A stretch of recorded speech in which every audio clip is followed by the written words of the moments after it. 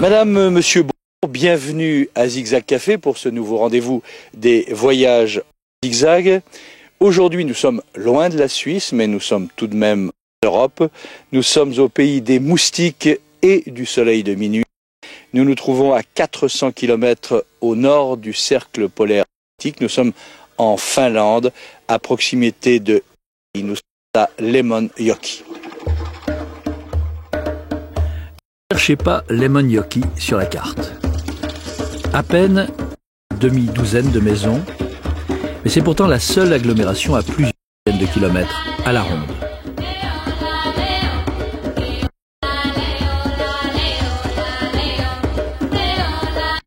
Tout au plus, apercevrez-vous peut-être, pas très loin du grand lac, le panache de fumée d'une cheminée ou le serpentin d'une rivière enchâssée au milieu de forêts sans fin. Ici, c'est le pays des rennes et des immensités, le pays des éleveurs samis, des randonnées dans la nature, des chercheurs d'or, et aussi le pays des rencontres improbables. On trouve beaucoup plus de moustiques que d'êtres humains, c'est latitude, et parmi les êtres humains, on trouve une minorité de Finlandais, un certain nombre de ceux qu'on appelait autrefois Japon et qu'on appelle aujourd'hui des Samis, et puis parfois, mais très rare, on trouve une Finlandaise qui parle français. Et c'est très exactement votre cas, Anna. Comment cela peut-il se faire?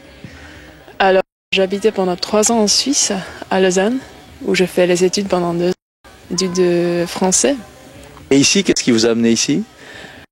À la nature, le rythme de vie, les paysages nouveaux, la curiosité tout simplement, pour découvrir des endroits où je suis jamais allée avant. Oui, parce qu'on peut être finlandais et ne pas connaître la Laponie. Voilà, exactement. Et d'ailleurs, il n'y en a pas plein comme ça, qui connaissent pas du tout la Laponie ou qui n'ont jamais venu si au nord. Alors, quelle a été votre première impression? Il y a combien de temps que vous êtes? Maintenant, ça doit faire à peu près 15 jours. Et j'adore toujours. Je pense que j'ai bien fait de venir. Et vous n'êtes pas ici en touriste? Non, je travaille dans un hôtel. C'est un travail d'été pour 2 mois et demi. Vous savez qu'il y a des chercheurs d'or dans le coin? Oui, j'ai entendu parler. Vous n'en connaissez pas? Malheureusement, pas encore. Si vous voulez bien, je vais vous en présenter un. Volontiers.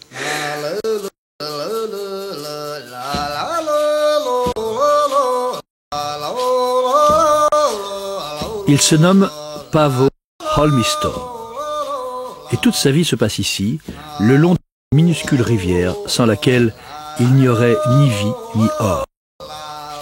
C'est que l'or, celui qui se cache en minuscule dans la terre, l'or a besoin d'eau pour briller au grand jour.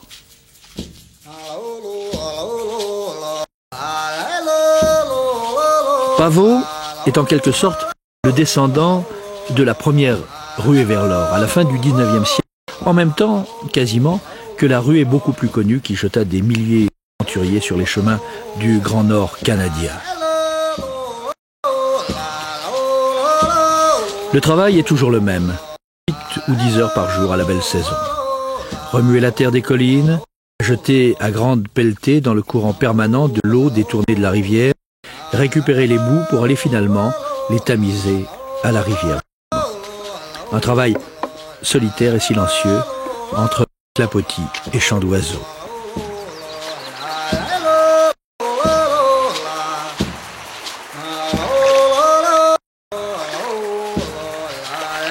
On trouve parfois des pépites de plusieurs dizaines de grammes, mais c'est rare. Le reste du temps, une simple paille suffit au bonheur du chercheur d'or. Un bonheur fait d'humour et d'eau fraîche, car il en faut de l'humour pour comptabiliser son maigre trésor. Et il faut surtout beaucoup d'amour. Amour de la solitude, amour de la nature, amour du silence, pour passer 6 ou 8 mois de l'année ici, avant que la nuit ne jette pour des jours et des jours, ou plutôt des nuits et des nuits, son manteau noir sur les collines du nord finlandais. Toisia ihmisiä ja varsinkin lapsia. Silloin niistä ehkä saattaa tulla kunnon kansalaisia. La fierté du chercheur d'or, en quelques mots. Alors si le cœur vous en dit, si vous voulez aller un peu plus loin, le contact de Pape se trouve sur le site de Zigzag Café. Voilà, pour aujourd'hui, une seule et unique paillette d'or. C'est du vrai or, mais c'est une toute petite paillette. Il paraît que la plus grosse pépite l'année dernière faisait 128 grammes. Mais avec cette paillette, vous n'allez effectivement pas devenir riche. Donc vous avez bien fait de choisir plutôt l'hôtellerie, en tout cas pour l'instant. Vous qui connaissez le canton de Vaud, la Suisse, vous étiez où quand vous étiez en Suisse? À Lausanne, Et vous vivez dans la ville? oui, au centre-ville. Mais vous n'avez donc pratiquement jamais rencontré de vaches? Si, quand même. Hein. En Suisse, c'est quand même assez facile. Bon, vous étiez un peu dans la campagne, vous étiez en vadrouille en Suisse romande? Oui, alors en Suisse, j'essaie quand même de voir aussi un peu partout. J'adhérais surtout la montagne, donc j'y suis revenue assez souvent pour faire des randonnées et me promener. Et je suis aussi allée voir la campagne vaudoise et ailleurs. Donc vous avez rencontré des bergers, vous avez rencontré des vaches, et ici vous commencez à rencontrer des rennes, des gardiens de rennes. Vous avez l'impression que c'est un peu la même civilisation? Alors, bon, disons que ici peut-être, enfin, en Suisse, c'est toujours la ville est d'une manière toujours récente. Mais ici, bon. Oui. Si on prend le cas d'Inari, qui est l'endroit où se trouve votre hôtel et où nous avons nous notre camp de base, Inari, ça fait combien d'habitants approximativement? 700. 700, donc une petite centaine de maisons, j'imagine.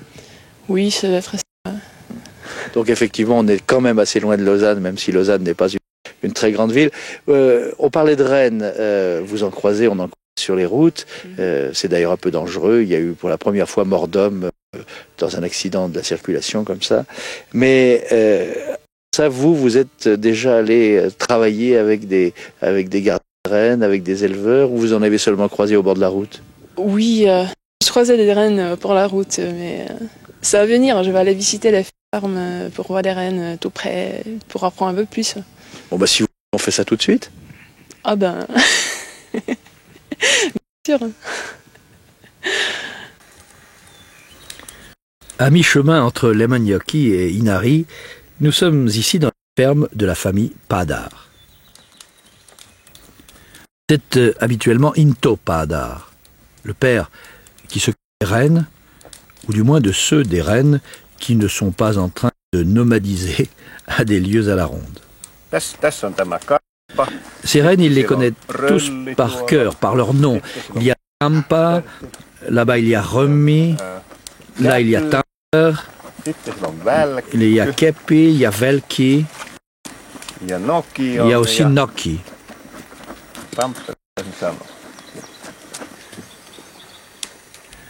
Comme notre chercheur d'or, Into ne pourrait pas faire tourner l'exploitation sans l'apport du tourisme. C'est d'ailleurs pour les touristes qu'il arbore chaque jour sa tenue lapone, sa tenue sami. Mais ça ne le dérange pas, bien au contraire.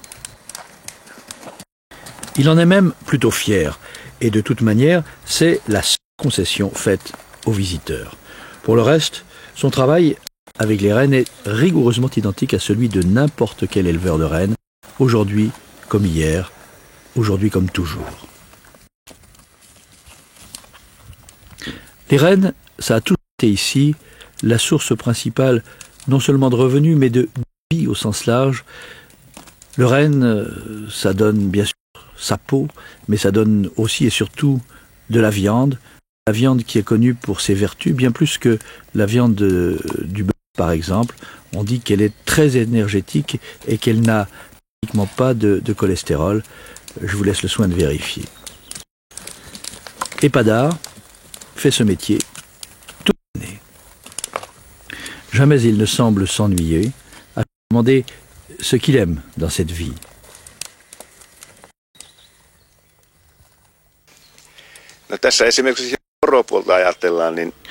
Oui, si on pense aux rennes, le plus important, c'est la liberté dans le travail. On peut organiser son temps comme on veut, à sa propre manière. De notre côté, si on pense au tourisme, ce qui est intéressant, c'est qu'on rencontre beaucoup de gens. Ça, c'est ce qu'il y a de mieux. J'ai parfois pensé aller moi-même visiter d'autres régions. J'ai essayé une fois, mais je ne suis pas allé bien loin. La ville, c'est une autre vie. En ville, on peut passer 2 ou 3 jours de suite, mais ensuite, c'est quand même mon coin de terre qui me rappelle. Une précision, dans les pays voisins, l'élevage des rennes est strictement réservé aux lapons, aux samis. En Finlande, ce n'est pas le cas. Mais la plupart, comme Into Padar ou comme son fils Erik, sont samis.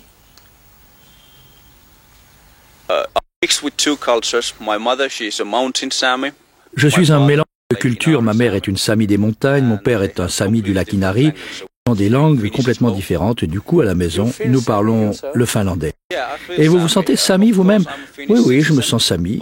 Bien sûr, je suis un citoyen finlandais, mais j'appartiens aux tribus Sami et j'ai appris la langue de mon père à l'école. La Finlande fait partie de l'Europe. On peut trouver du travail ailleurs, donc, désormais. Et pourtant, Jan-Erik a choisi, comme son père, de rester à la ferme.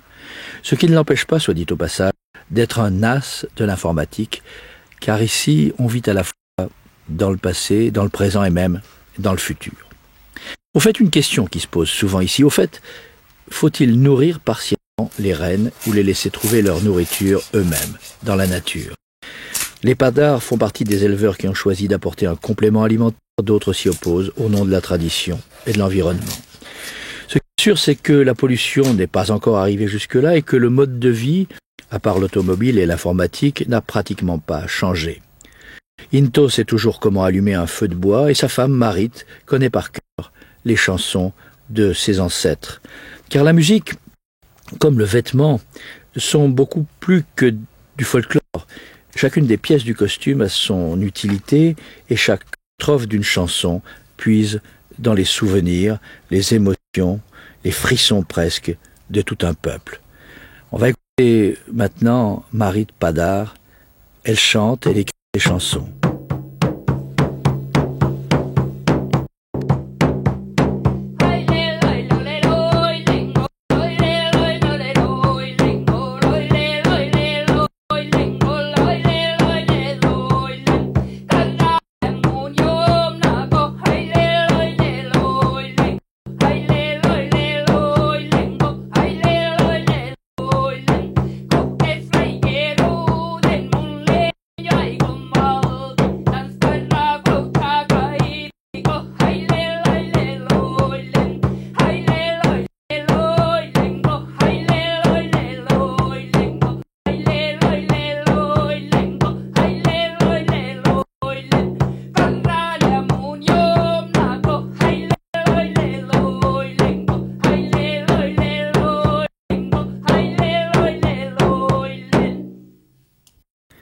Ici, la tradition fait plutôt bon ménage avec la modernité.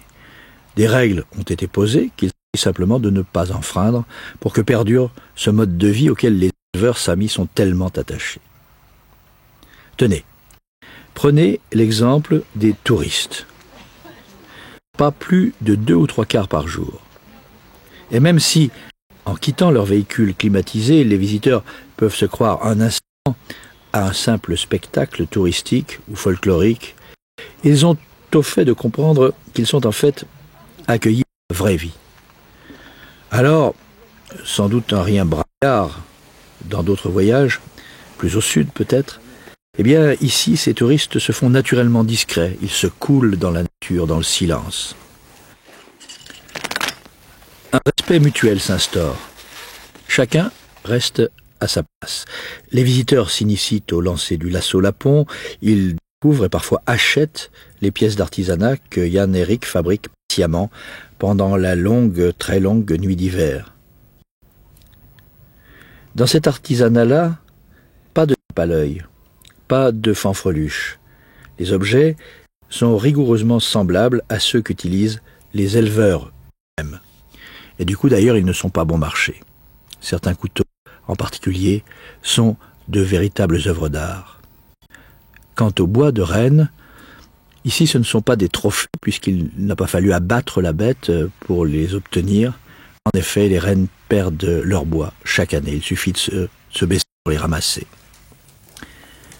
À la fin de leur visite, les touristes sont accueillis dans la grande cabane en forme de tipi.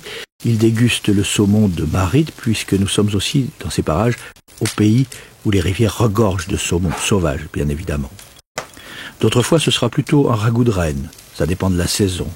Mais toujours, si les visiteurs se sont bien comportés, Marite leur offrira, en plus du repas, une des chansons qu'elle a composées en observant la nature du Grand Nord. Ces chansons qui sont pour elle une façon de rester en lien, peut-être même avec les esprits.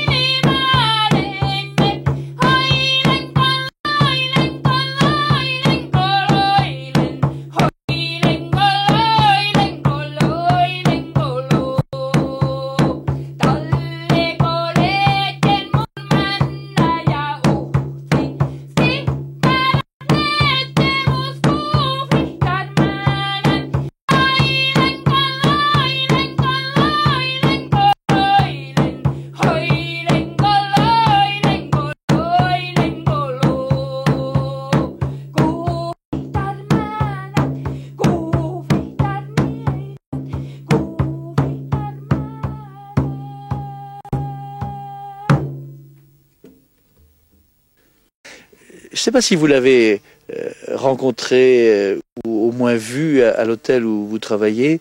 Il y a tout de même, hormis vous qui parlez français, Hannah, il y a tout de même une Française à Inari. Vous la connaissez? Juste de vue en fait. Alors elle se prénomme Stéphanie, le frère de son nom de famille. Vous savez ce qu'elle fait? J'ai entendu qu'elle fait de la recherche dans un institut qui se situe à Inari. Effectivement, et c'est non seulement de la recherche, mais c'est de la recherche sur les rennes que nous venons de voir maintenant, sur ceux qui sont en plus grande liberté, plus au nord. Alors je vous propose que nous retrouvions tout de suite, quelque part dans cette même nature, Stéphanie Lefrère. Bon, eh bien, il faut dire en premier lieu que ça remonte à une passion dès l'enfance. À savoir que j'ai lu donc des ouvrages, vu des documentaires sur l'Arctique, sur les grandes étendues nordiques. Et au départ, j'étais très attirée par aller par exemple au Canada ou aux États-Unis, et puis ensuite la Scandinavie. Et puis j'ai décidé de faire des études de biologie et aussi d'anthropologie. Alors là, je me suis dit, il faut que je parte là-bas et je vais essayer de faire une thèse. Et donc voilà. Est-ce que ça peut tenir à, je dirais presque à la mythologie du renne, parce qu'il y a toute une mythologie du renne? Oui, il y a toute une mythologie du renne, effectivement, puisque le renne a toujours été exploité. Donc on ne sait pas encore si les Samis étaient là en premier, en Finlande, mais enfin les Samis ou les Finnois, quoi qu'il en soit, ont toujours suivi les rennes. On les ont élevés, les ont suivis au cours de leur migration, au cours de l'année. Et donc autour de cela, il y avait quelque chose de chamanique. Donc des mythes. On allait par exemple prendre les bois de renne, les ossements de renne pour en faire des objets de culte ou de rituels, de sacrifices en fait qu'on allait offrir aux dieux de la nature par exemple. Et donc tout ça c'est un petit peu resté dans la philosophie Sami actuellement. Donc il est difficile de savoir lesquels des deux, Finnois ou Sami, sont plus rattachés aux rennes. Alors, votre premier contact avec le renne, ici, ça s'est passé comment? Alors, effectivement, eh bien, on peut dire que mon premier contact a été tout à fait fascinant, en quelque sorte, puisque ça rejoignait finalement ce que j'avais lu dans les livres en étant plus jeune. en fait des animaux qui m'intéressaient en général et de ce renne du Père Noël qui était très très fascinant, et puis aussi le côté sauvage. Même si c'est un renne semi-domestique que nous rencontrons dans le nord de la Finlande, à savoir ici en Laponie, malgré tout, il reste quand même relativement sauvage, et c'est aussi ce côté-là qui est affectif et sensuel en même temps. Animal semi-domestique, ça veut dire que quoi? Qui se sauve une partie de l'année et qui rentre à la maison le reste du temps? Non, semi-domestique, ça veut dire qu'il est rassemblé 2 fois par an par les éleveurs de rennes, en fait, de manière à marquer les veaux. Donc mettre à l'oreille une marque spécifique du propriétaire, donc de l'éleveur, et puis une deuxième fois pour la sélection, pour l'abattage, puisque qui dit renne semi-domestique dit aussi à un moment donné une nourriture pour l'humain. Bon, mais j'imagine que pour la thèse que vous êtes venu préparer et soutenir, votre but c'était pas uniquement de comparer les mythes du Père Noël, ni même les écoussures des oreilles des rennes. Alors vous avez fait quoi exactement? Alors, exactement.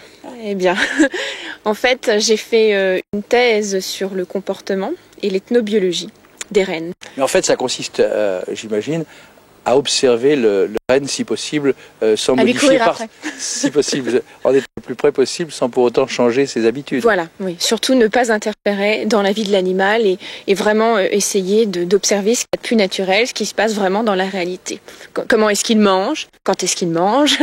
Quand est-ce qu'il marche? Qu'il dort? Enfin, tout ce qui pourrait se passer pour n'importe quel animal ou humain, voire même au cours du cycle annuel et des saisons.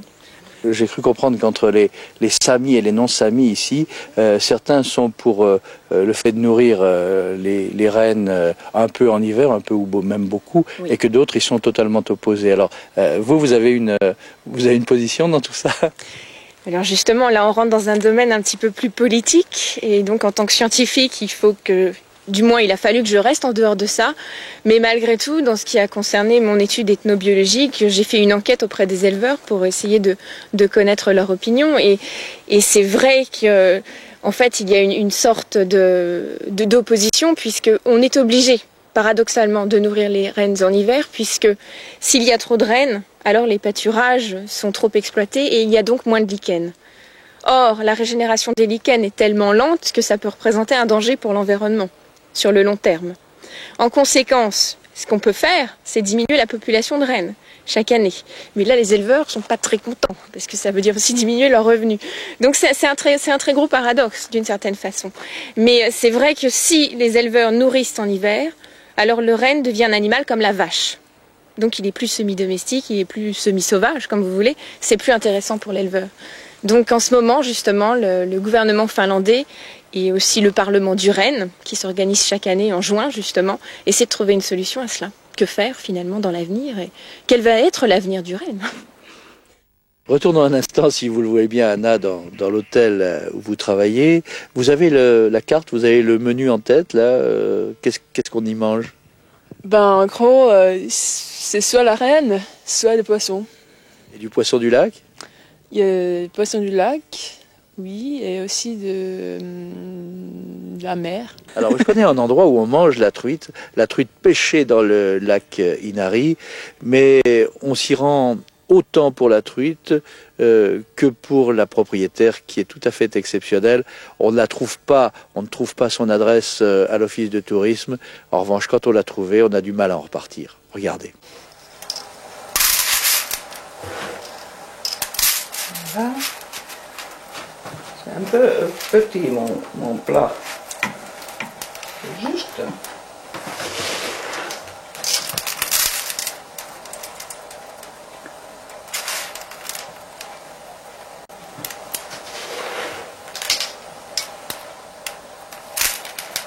C'est un truite de lac Inari. Et le pêcheur est venu ce matin. Donc il a pêché très tôt le matin. Bon, comme ça va prendre une demi-heure. Voilà. Quand on habite au bord du lac Inari, on mange aussi du renne ou seulement du poisson? Ah, beaucoup de rennes, hein, parce que il y a des éleveurs de rennes tout autour de moi. Et j'ai un éleveur à qui j'achète toujours des rennes entières. Ça va brûler, ça. Bon. Oui. Donc, j'achète des rennes entières. Alors, je fais très souvent le gigot entier dans le four. Donc, j'essaie d'adapter un peu la façon française de préparer. Comment vous pouvez préparer la renne comme n'importe quel... On peut le faire saignant, par exemple? Oui, oui, bien sûr, bien sûr. Bien sûr. Mais ce n'est pas une tradition ici. Non, non, les gens cuisent tout le bien beaucoup trop ici, toujours.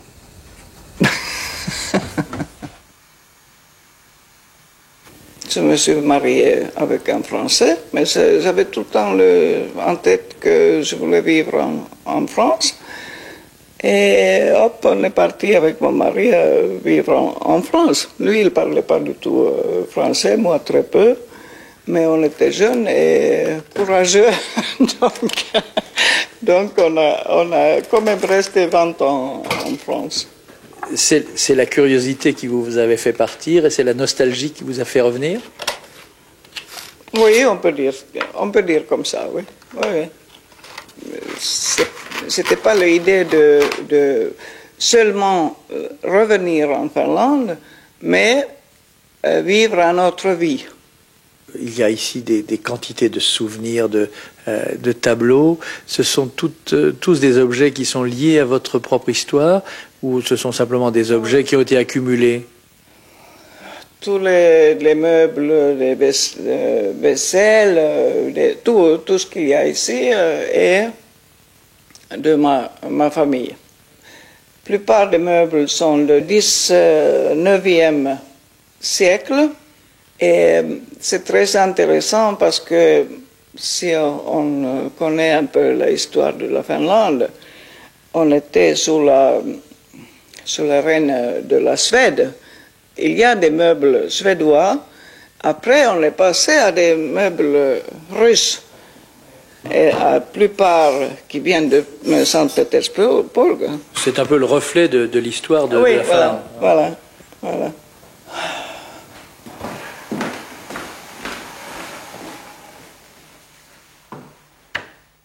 J'aime toutes les saisons. Hein. Ils sont tellement différents, il y a tellement de choses différentes à faire. On vit complètement par les saisons d'ailleurs. Et 2 mois de nuit, vous supportez? Ah, mais ça, c'est aucun problème, ça. Décembre jusqu'à mi-janvier. D'accord, on ne voit pas le soleil, mais on a des reflets dans le ciel absolument fabuleux le matin, vers 11h jusqu'à midi. Nous avons des aurores boréales la nuit, on a des pleines lunes impressionnants. C'est pas noir, hein. C'est beaucoup plus noir en sud où il n'y a pas la neige qui adoucit. C'est un peu, tout est bleuâtre. Donc ça n'est pas la nuit? Non, je ne suis pas d'accord à dire que c'est la nuit.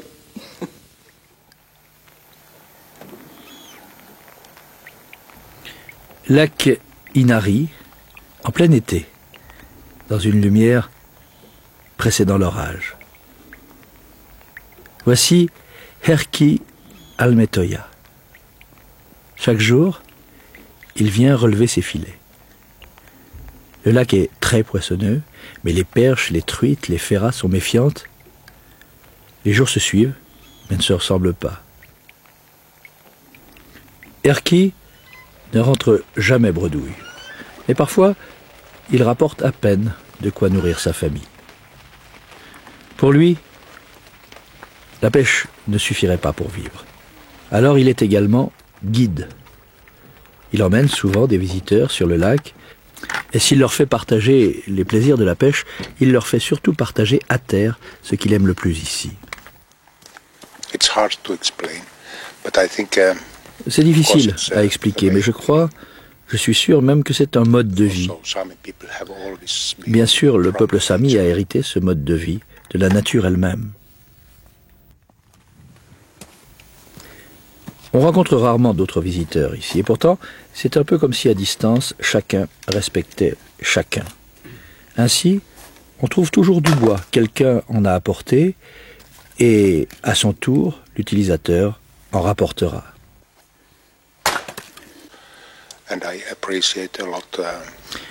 J'apprécie de pouvoir ainsi survivre dans des conditions particulièrement dures, comme les gens d'ici l'ont toujours fait. C'est un sentiment fantastique de pouvoir écouter le silence. Vous l'écoutez, vous l'entendez? C'est mon lac. J'appartiens au lac, et pas seulement au lac, à toutes les îles, à toute la nature environnante.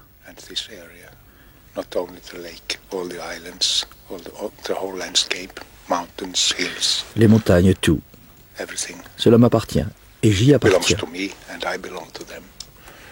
Hannah, depuis les quelques 15 jours où vous êtes là, vous avez eu le temps tout de même, entre les longues séances de travail à l'hôtel, vous avez eu le temps de vous rendre sur cette île assez bizarre qui se nomme Ukonkivi. Oui, j'ai rendu une visite. Oui, c'est intéressant à voir. Alors on s'y rend et on y retrouve d'ailleurs Stéphanie Lefrère.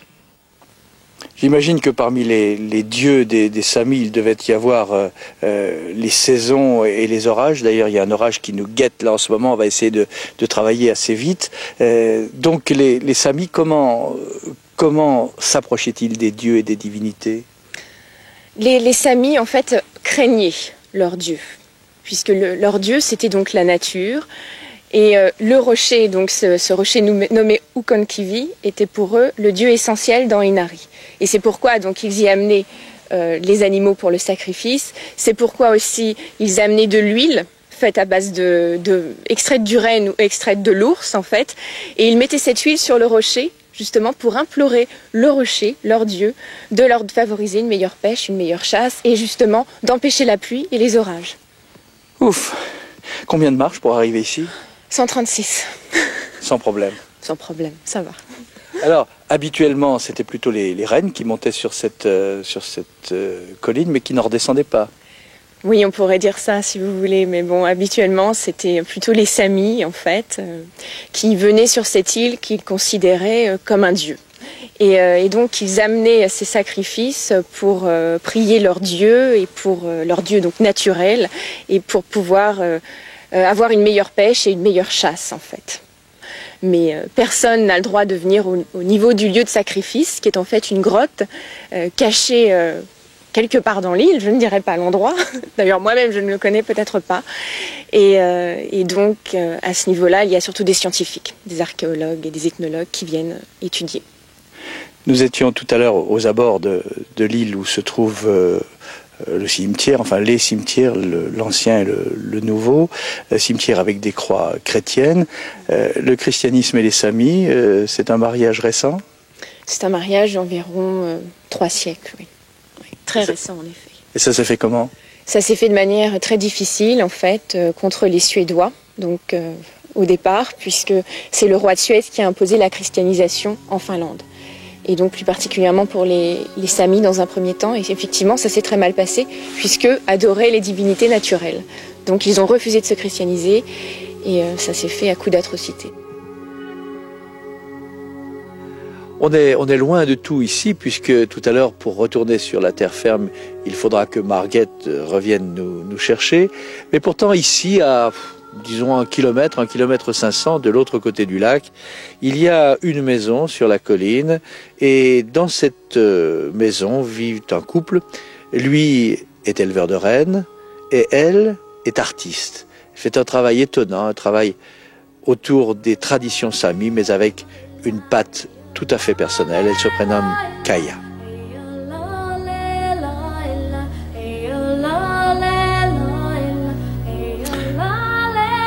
Kaya Palto est connue dans toute la région, quasiment dans toute la Finlande. Et on vient de loin pour visiter cette étrange galerie d'art installée en pleine nature, cette galerie d'art qui ressemble à une maison de famille, une maison dont elle serait la maîtresse.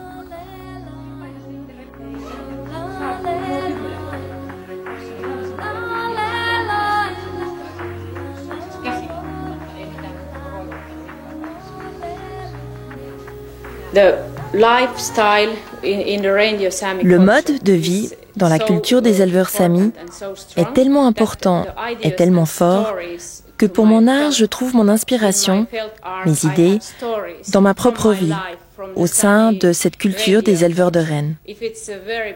Quand les choses se passent mal, je suis très triste. Mais tout ça se transforme habituellement en un avenir très positif. Et mes œuvres sont généralement très positives. Je suis très triste, mais en même temps, je place mon espoir dans l'avenir. Nous aurons des temps meilleurs. J'utilise beaucoup ma vie et mes impressions dans mon art. Et j'utilise aussi les images d'autrefois, parce qu'avant moi, mon père aussi était artiste. Et ces choses ont toujours fait partie de ma vie.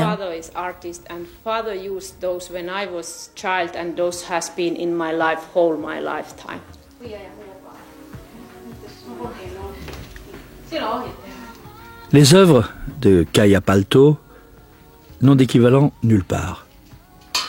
C'est elle qui a mis au point le procédé de fabrication de ces tableaux faits de laine de différentes couleurs qui vont constituer les couches superposées de pièces de feutre, plus ou moins grandes, qui ne livreront leur secret qu'à la toute fin de l'opération.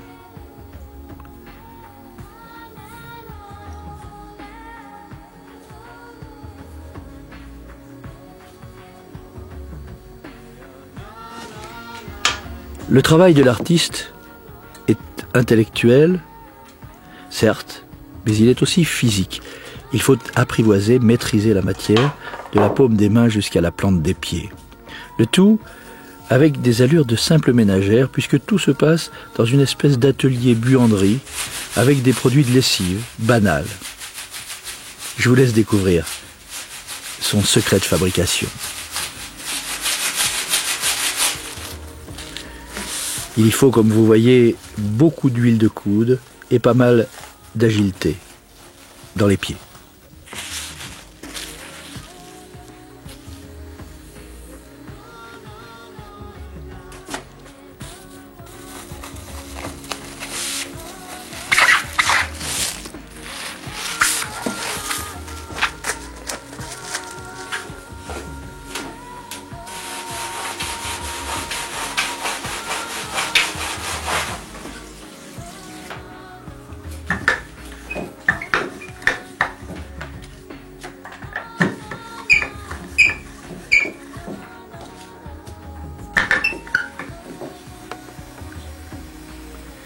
Le résultat est magnifique, flamboyant, unique et en même temps complètement conforme à l'âme du lieu, à l'âme de la Laponie.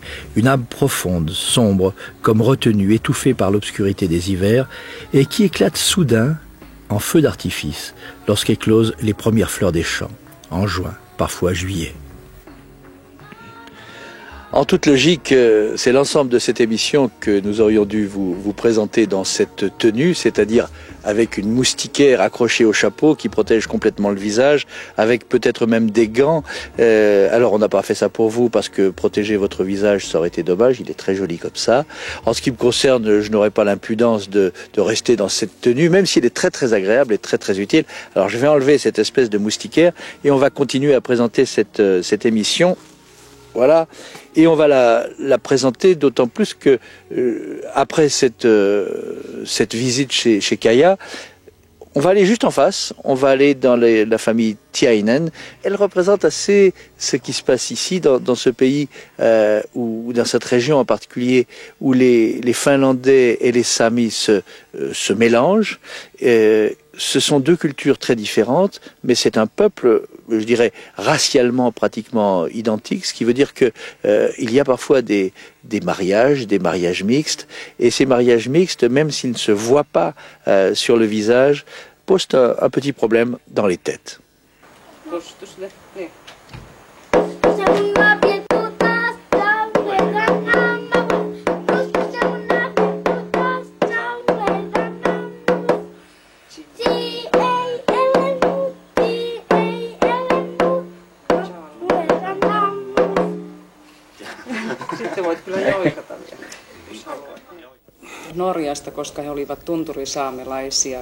Mes parents sont venus de Norvège parce qu'ils étaient des Sami Tunturi. C'était en 1876. Après ça, ils ont construit ici une maison et ensuite ils ont eu 8 enfants. Mais pendant la guerre, la maison a été incendiée et quand ils sont revenus de la guerre, ils ont construit l'ancienne maison rouge. Moi j'étais à Helsinki, mais j'ai voulu revenir ici dans cette maison. J'ai pris la décision de m'installer définitivement ici, mais Yona, ma sœur, a quand même continué à vivre à Helsinki. Mais elle vient ici chaque été.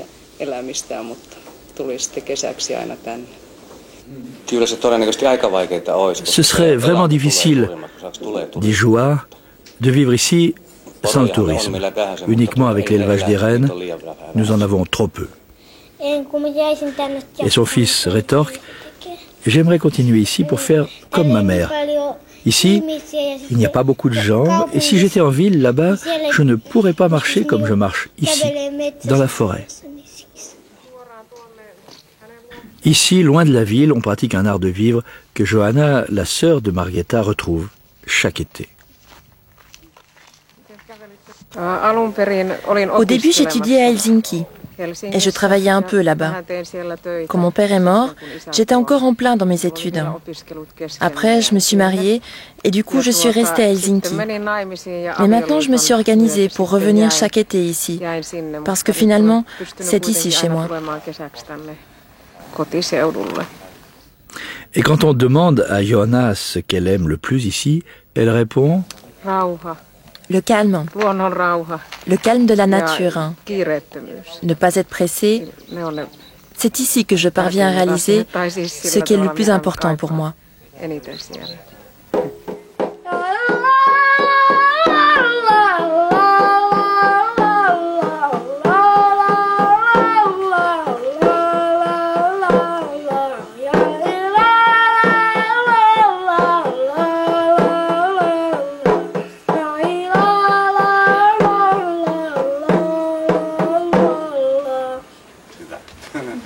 Bravo.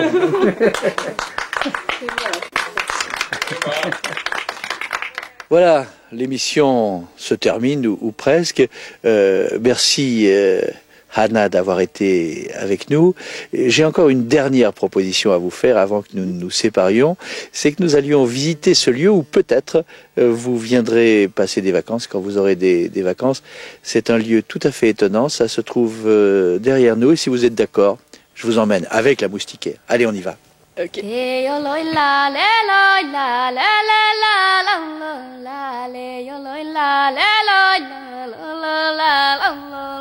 La famille Tiainen a construit sur cette presqu'île déserte, seulement accessible en barque, quelques cabanes de rondins un peu semblables à ce que les Canadiens du Grand Nord appellent des log cabins.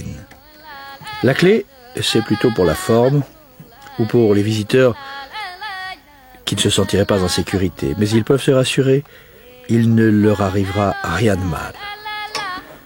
À l'intérieur, le confort est simple, mais il y a tout ce qu'il faut pour se sentir bien, même en plein hiver. À commencer par l'inévitable sauna, qui fait lui aussi partie de l'art de vivre finlandais.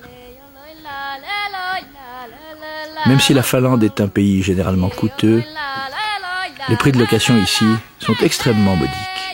Alors, si vous voulez le contact avec la famille Tainen, eh bien vous le trouverez comme tous les autres contacts sur le site de Zigzag Café.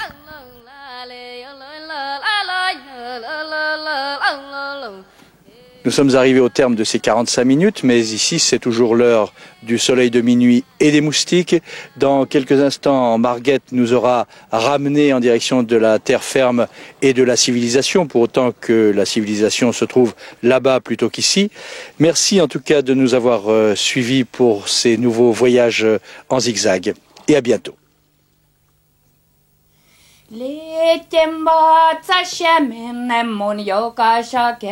Chamen io kade kospiejalta se chankia chadin jai letjeväsen nuolo kosaio kagoleganu hei hei nule ta johkas pietjalin.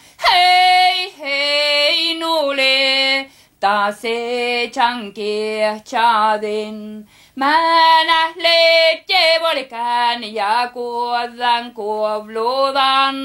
Johka räynin kolkää, iku äske pissän taat.